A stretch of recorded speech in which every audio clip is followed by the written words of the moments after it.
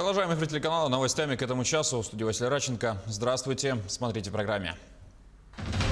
2 человека погибли в результате пожара в частном доме в селе Битюнцы Амгинского района. В отделении реанимации Ленской ЦРБ заканчивается первый за 14 лет капитальный ремонт. Теперь она соответствует современным требованиям и стандартам. Показ фильма «Тыгын Дархан» начался в Якутске. Картину Никиты Аржакова включили в программу кинотеатра «Лена».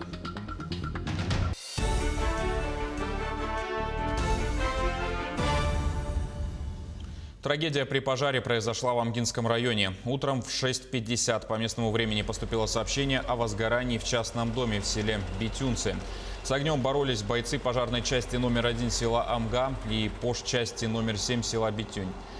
6 бойцов с применением 1 единицы техники из пожарной части номер 1 села Амга и 7 бойцов и 2 техники мобильной пожарной части номер 7 села Битюнцы в ходе тушения обнаружили 2 тела. Ведется следствие. И вот сейчас следственная группа, следственный комитет ОМВД, ОНД МЧС по России, по Амгинскому району и проводят следственные мероприятия.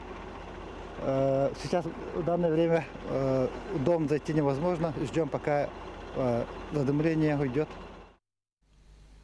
197 подтвержденных случаев коронавирусной инфекции выявили в Якутии за сутки. Из них 112 в Якутске. В Нерюнгринском районе 9, в Вилюйском, Мегино-Кангаласском, Чурапчинском по 7, в Намском, Алекминском районах по 6 случаев. В Амгинском, Оленёкском, Татинском по 5 и еще в 12 районах единичные случаи. Об этом сообщила министр здравоохранения Якутии Елена Борисова. За сутки, указала министр, подтверждено 3 летальных исхода от COVID-19. Проведено 3600 исследований. Также она добавила, что с понедельника в медицинских организациях региона вводится строгий масочно-перчаточный режим. На сегодняшний день готовятся дети к выходу на каникулярное время. Мы все-таки предупреждаем родителей максимально ограничивать детей от посещения массовых мест. Если же они посещают, то хотелось бы, чтобы они соблюдали все правила ношения масочного перчаточного режима. Кроме того, с понедельника мы вводим строгие ограничения посещения поликлиники только в масках и в перчатках. Просим население это учесть при посещении медицинских организаций и стараться все-таки соблюдать все меры безопасности, которые были указаны в указах главы, в решениях оперштаба, для того, чтобы сохранять свое здоровье и своих близких. Берегите себя. Пациенты с коронавирусом, которые лечатся амбулаторно, начнут получать бесплатные лекарства уже со следующей недели. Об этом сообщили в Минздраве. Ранее в ведомстве совместно с региональными властями и медиками определили потребности каждого региона в необходимом количестве препаратов. Норматив более 7800 рублей на пациента. Минздрав, кроме того, рекомендовал регионам создать круглосуточные амбулаторные ковид-центры, куда могли бы привозить больных и определять, какая помощь им нужна. В отделении реанимации Ленской ЦРБ заканчивается первый за 14 лет капитальный ремонт. Теперь она соответствует современным стандартам. Средства, а это более 26 миллионов рублей, выделила районная администрация. Аппараты ИВЛ, современные функциональные реанимационные кровати, мониторы для слежения за тяжелобольными, кислородные концентраторы, аппараты УЗИ, передвижной рентгенаппарат – все то, что необходимо здесь, в реанимационном отделении, ежедневно уже установлено и настроено на работу. Современное оборудование, по словам медиков, позволит заметно повысить качество оказания медицинской помощи, обеспечить комфортность и безопасность пациентов. Достаточно оборудования поступило в соответствии со штатным. Получается 6 кроватей, 6 новых аппаратов ИВЛ. Оборудование очень хорошее, современное. Кровати тоже многофункциональные, современные. И, в принципе, ожидаем хороших результатов. Средства на закупку оборудования, а это 26 миллионов рублей, были выделены из районного бюджета по программе развития здравоохранения. Помимо этого, муниципалитет выделил дополнительную сумму на капитальный ремонт отделения. И вот уже в течение 1,5 месяца прошел ремонт реанимационное отделение идет к концу, да, практически последние штрихи проводятся, заканчиваются там какие-то мелочевые работы, электрика проводится подводка кислорода. Сейчас мы делаем проводку, чтобы на все рабочие места кислород был подведен. В ближайшее время работа эта будет закончена, и пациенты, мы сейчас в стеснительных условиях находимся, все они переберутся уже вот в новое реанимационное отделение. Сегодня самое главное, по словам главного врача, чтобы ремонт завершился в срок, и врачи могли как можно быстрее начать работать на новом оборудовании для оказания реанимационной помощи пациентам. Светлана Болеева, Виталий Андреев, Денис Семенов, Ленск. Новая партия соболей прибыла в Покровское зверохозяйство в Хангаласском районе. Год назад из Иркутской области уже завезли 300 особей породы Салтыковская-1. Пушные зверьки пережили якутскую зиму довольно тяжело, но без значительных потерь. Нынче соболей привезли из Татарстана в количестве 325 особей. Это 250 самок и 75 самцов. Возраст зверьков 7-8 месяцев. Первый приплод ожидается только через 2 года. Специально для новой партии построили 2 шеда, каждый вместимостью до 240 голов. Ну, их перевезли первого числа с Татарстана, когда перевезли, у них там плюс 3 градуса было, а к нам уже минус 35 было. Поэтому стресс у них большой, но привыкают. Мы тут... Так, сейчас пока мы кормим 1 раз, потом вот когда войдем, и мы их 2-разово переведем, потому что их надо 2 раза кормить. В них входит там зерновые, рыба, купаж мясной, еще мы добавляем мясо им. Вот именно вот этим соболя. Сегодня Россия отмечает День народного единства. В этом году из-за сложной эпидситуации в Якутии праздник проходит в онлайн-формате. В программе мероприятий концерты, показы фильмов, викторины, молодежные акции. Так, в праздничный выходной день пройдет виртуальная выставка «День народного единства». Викторина «Россия – это мы», всероссийский хомусный диктант, праздничные концерты, спектакль «Путь святителя», фотовыставка «Многоликая Якутия», а также урок межнационального общения «Россия – Родина моя» и другие мероприятия. И сегодня в честь праздника в Якутске стартовал долгожданный показ фильма «Тыгын-Дархан». Картину Никиты Аржакова включили в программу все кинотеатры Якутска. Это один из самых масштабных проектов якутской киноиндустрии. Фильм снят в 11 наслегах. Роли исполнили актеры Саха-театра имени Аюнского, ТЮЗа, выпускники и студенты АГИКа, колледжа культуры. Более 10 тысяч жителей разных районов участвовали в батальных сценах, построены сотни декораций 16 века, воссозданы аутентичные реквизиты. Ну, конечно, значение этого фильма в целом для нашего народа и в целом особенно для молодежи имеет, конечно, огромное значение. Потому что, к сожалению, глобализм стирает национальные различия.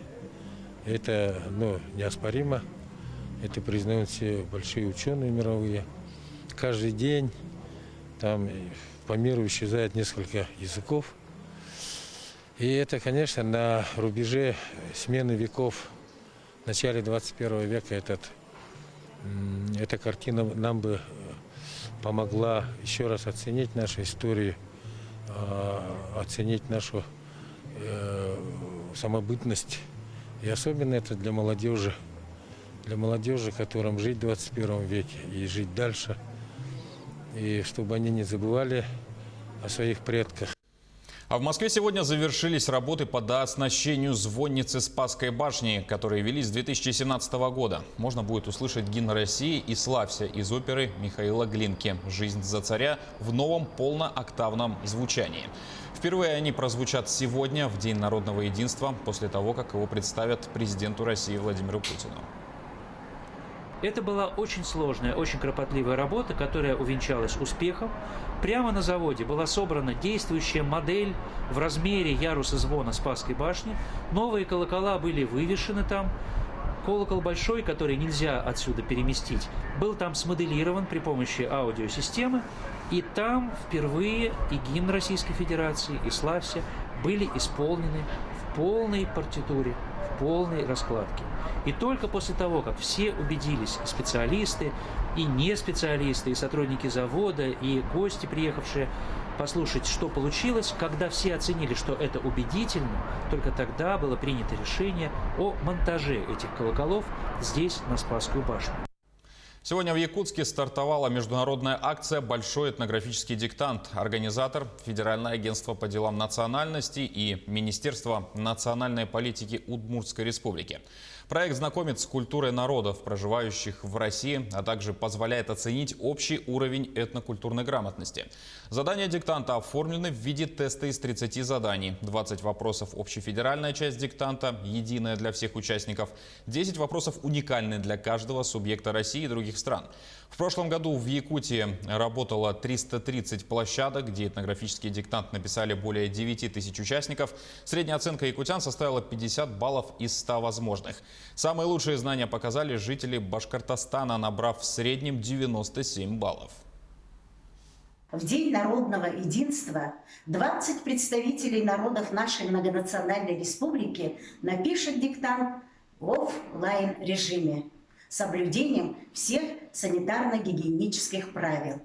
Всем удачи! Наша школа уже 4-й раз принимает участие в этой замечательной акции. В этом году из-за коронавируса, конечно же, количество участников у нас уменьшилось. Результаты нашей сегодняшней акции должны показать, что наши ребята, наши педагоги, наши родители хорошо знают историю своей родины, традиции, обычаи народов России и докажут это своими результатами. Онлайн-конкурс чтецов, приуроченный к юбилею Нерюнгри, прошел в Центре культуры и духовности имени Пушкина, столице Южной Якутии.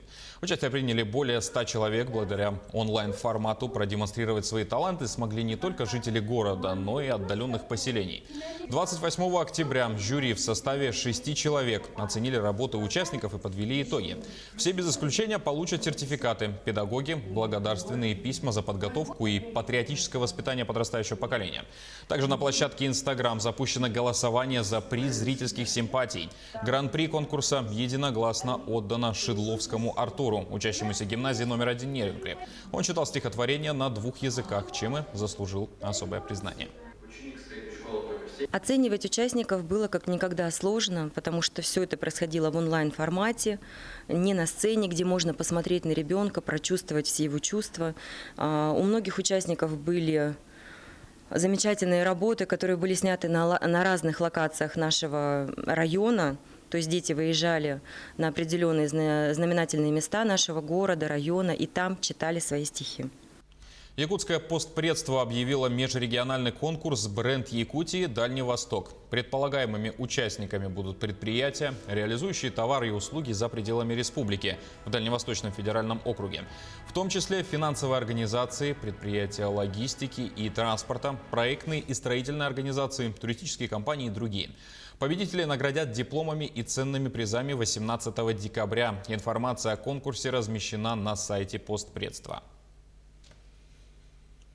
На этом пока все. Не забывайте носить маски, дезинфицировать руки и держать социальную дистанцию. До встречи в эфире.